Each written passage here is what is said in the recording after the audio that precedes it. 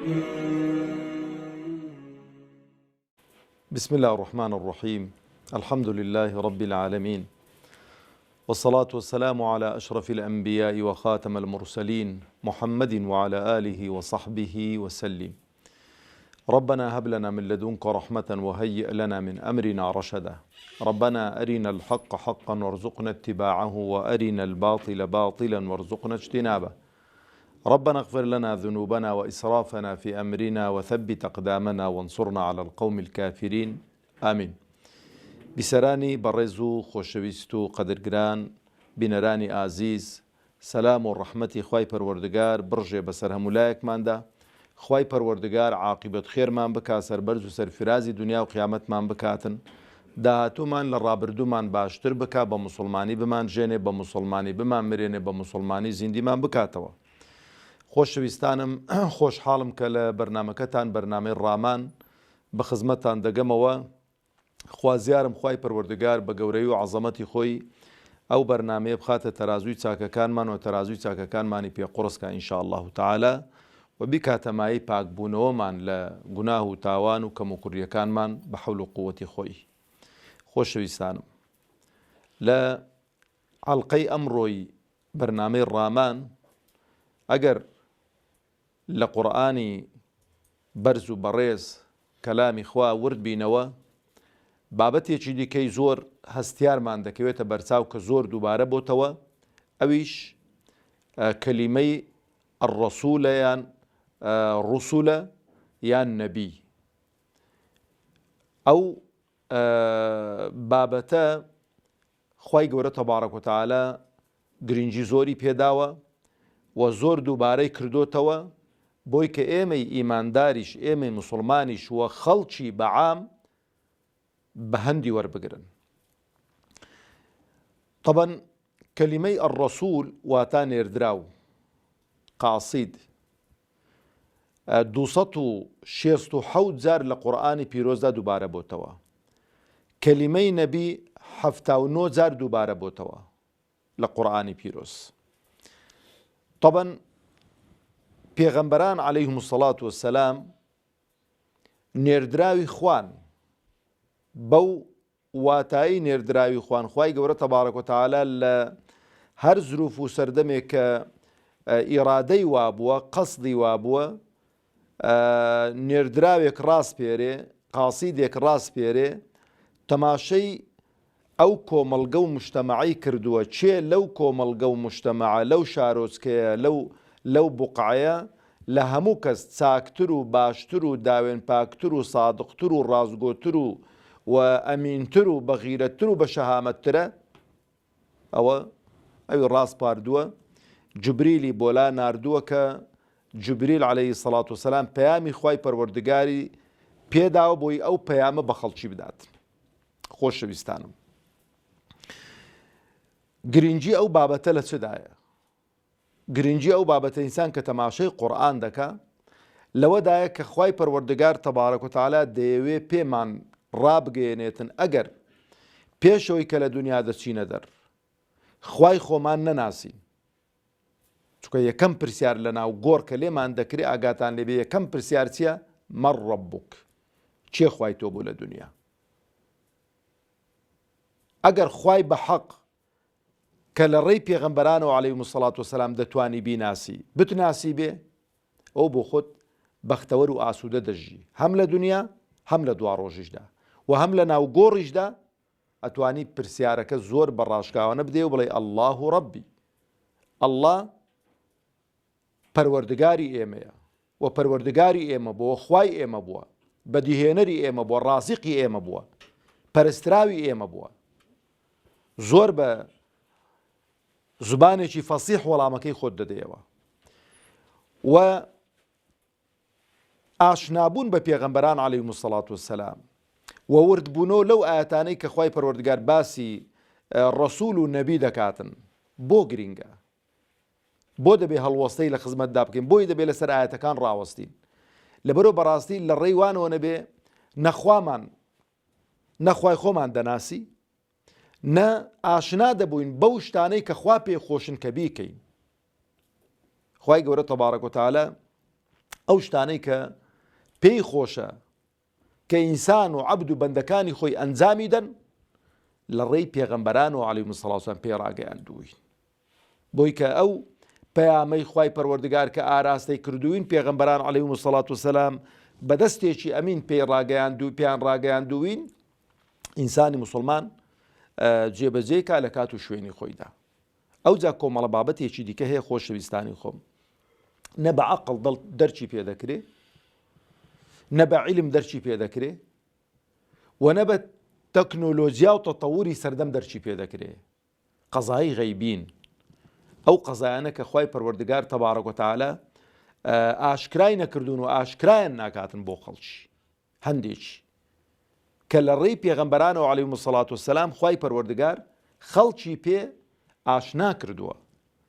ئاشنابوونەکەوەی چیە؟ کە معلوماتێکی پێداوین دەربارەی ئەو قەزیانە کە تۆ مەسەلەن کەسێک دێک بابەتێکت پێ دەڵێ، ئەو کەسە مەدای باوەڕ پێبوونی تۆ بەو قەزیەیە دەوەستێتەوە لەسەر ڕاستگۆیی ئەو ئینسانە.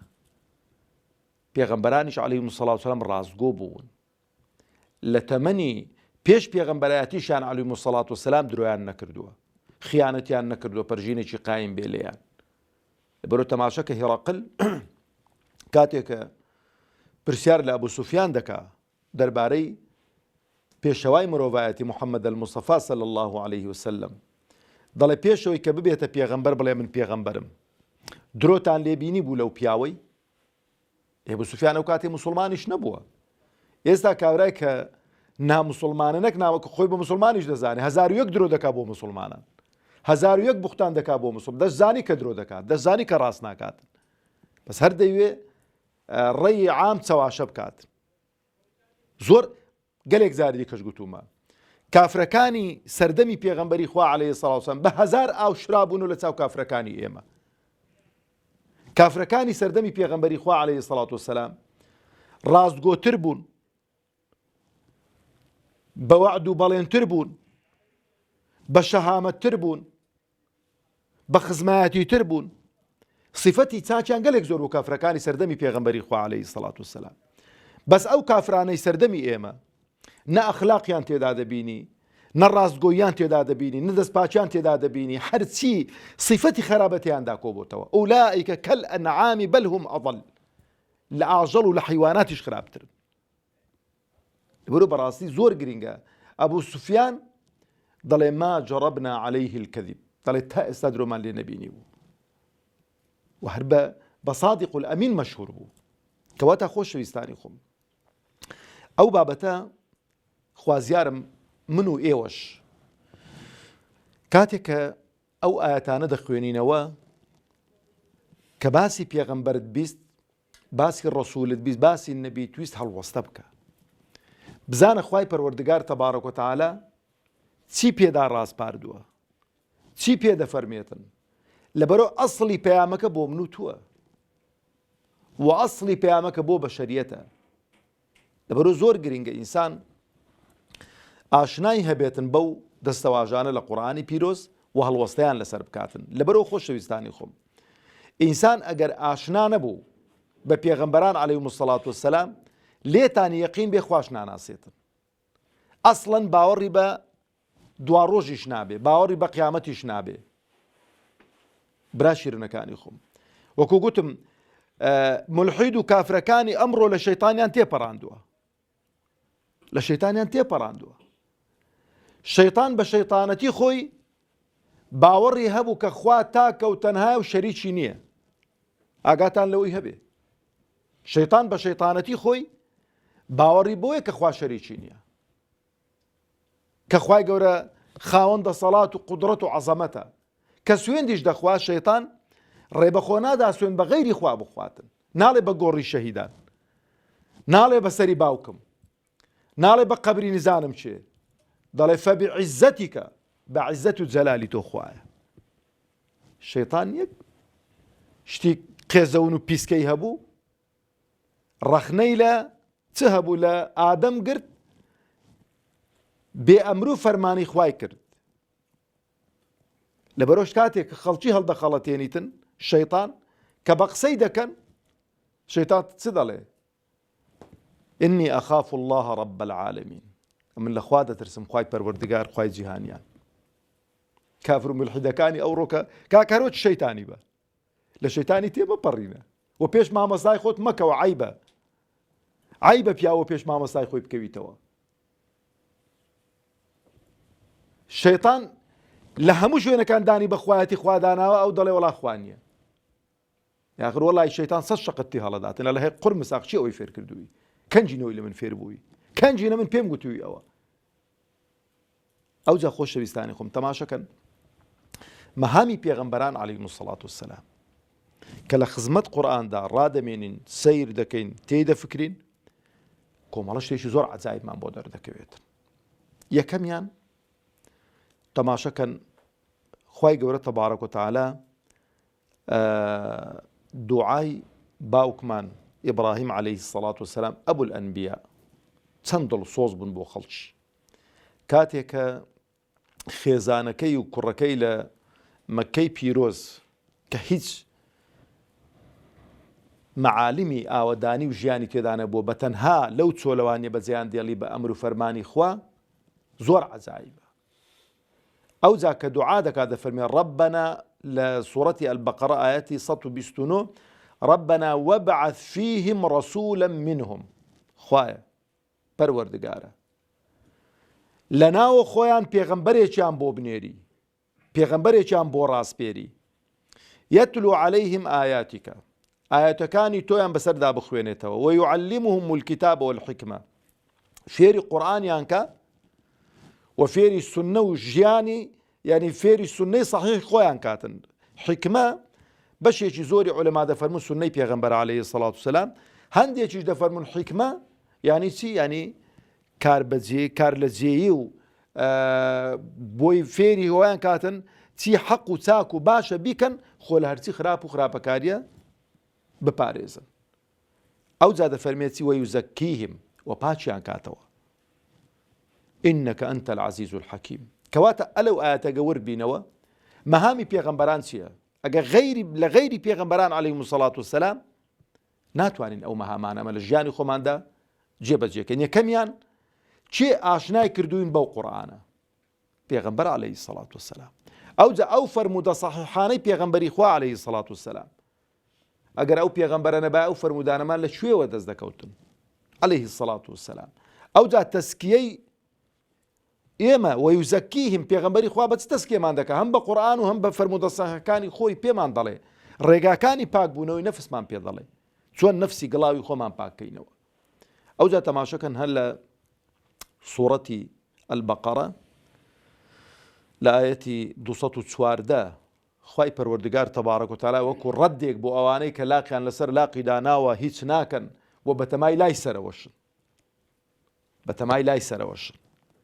زۆرم بینیون کابرا دەبینی نە نوێژ دەکات نە بە ڕۆژوو دەبێ گاڵتەی بە ئیسلام دەها بە پێکەی نوێژ دەڵێت دەشبینین و لێن دەرێداخۆ جێی چێن خۆشترە وەڵا گومانت نەبێت جێیت و ناخۆشترە هەر گومانت نەبێ جێیت و زۆری ناخۆش ئەگە تۆبەی نەکەی ها جێتا دیارە وەکو تەشبیه نەبێ دەڵێ کابراایەک ناویەوەی نانیم گەیشتە مامۆستایەکی بۆی کە خەڵک ناڕحەت نەبێ بە ناوهێنانەوانە بە ئەو گوتی مامۆستاکە لێی پرسی گوتی فلان کەس گوتی ماڵت لەکوێیە گوتی مامۆستا ماڵی حەقیقی دەڵێ یان ماڵی مەجازی ئەو لە دەستەواژەی ئەوانە بەکار دێتن تەوریە و ئەوی گوتی دەزانم ماڵی حەقیقی جەهەنەمە بەس ماڵی مەجازیەکەت لەکوێیە یانی لە دنیای ماڕت لەکوێیە.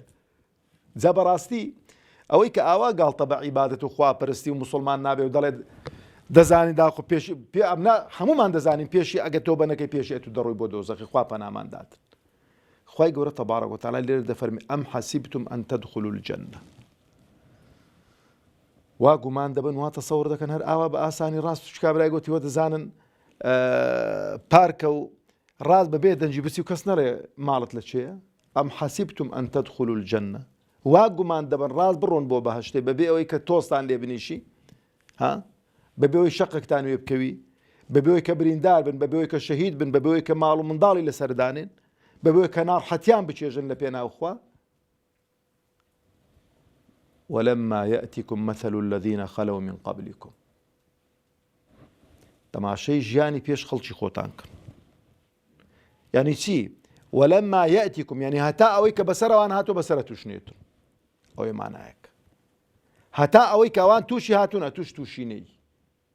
لەبەرەوەی گەلێک جار بەو براو عەزیزانە دەڵێم کە لە کاری ئیسلامیدا ئیش دەکەن کە دەبینین مەسەڵەن خوای گەورە دەروی خێری کردوتۆ دەڵێم ئەگە خوا ئەوەمان لێ قبول کات دەبێت ڕۆژێ 1000 جار سوزدەی شکر ببین. ئەگە قیاسی کەین بەو موسڵمانانی کە هەر لەو سەردەمەی خۆمان کە لە مەعانات و ئێش و ناسۆریدا دەژین. بەڕاستی ئەگەر خوا ئەوەمان لێ قبول کە ئەوە دەبێ 1001 سوزدەی شکر بۆ خوا بین تەبارەک وتعالە یا ڕەبی خوای لێمان قبول کەی. ئەو جا دەفەرمێتی مەسەتهم البەئساء والضەڕاء وزولزلوا، هەرچی ناخۆشی و ناڕەحەتی دنیایە تووشیان هات، لە برسێتی، لە ترس، لە برینداری، لە شەهیدی، حتا وزولزلوا یعنی چی؟ یعنی ویان لێ هات بوو کە شوێنێک نەبوو لەسەر ئەو زەویەدا تێدا ئۆقرە بگرن. ئەوەندە بازنەی ئیبتیلا و موسیبەتیان لێ تەسک ببووە. حتى يقول الرسول والذين آمنوا معه متى نصر الله، يعني خوا عفوتان كاتن حتى وايلي هاد أو بيغمبراني عليهم الصلاة والسلام كبيغمبريش بون لقل قوم كان دابون هندنا رحد بون هاواريان ليها استاو متى نصر الله. خوايا كنجن أو نصرتي خود دنيا دي تا خوايا يقول فرمي إن مع العسر يسرا إن مع العسر يسرا. طبعا زانيان دفرمون عسرك يك بس يسرك دونا دوش إيش لعار جدا. خواهي يقول فرمي ألا إن نصر الله قريب. نصرتي إخواني سكي إنسان بأميد بولا هموش تيجي دست بخودا بردان وتسليم بوي خواهي يقول فرياد دكبيت بلام نك آوا هيش نكي وخو نزوليني ولا هليسا وتسليم بوبي دبي همو هو كاريشي سرخستني ديني خواد قربيته بر همو جهدو ماندوبون ومشقتك تصرف كرد بي أوي كبعقل الدابي بخشي بيتت أو كاتي خواهي قورة تباكت هيست بينك لا خواهي قورة تداخل دكات. أو زال سورة آل عمران تماشا خواهي قورة الآيات 123 فرمي وأطيعوا الله والرسول. خلشينا جورايلي خواو بيغمبران بن جورايلي خواو بيغمبري خوابن عليهم الصلاة والسلام. أو أنا بيش يمد بي جورالي بيغمبري خوان بوبن وإيمش أو سردما هرچی کە لەسەر ڕووی زەویدا دەژی جێڕایەڵی خوا و پێغەمبەری خوانە بێ شمولی ئەو ئاەتە ناکات. ئاەتەکە چییە؟ تەواوکەری لەعەلەکم تورحەمون، خوای گەورە ڕەحممان پێ ناکات. ئەگەر بمانەوێ شمولی ڕەحمەتی خوا بکەین دەبێ جێڕایەڵی پێغەمبەر بین عەلەیهی السەڵات وەسەلام، جێڕایەڵی خوا بین.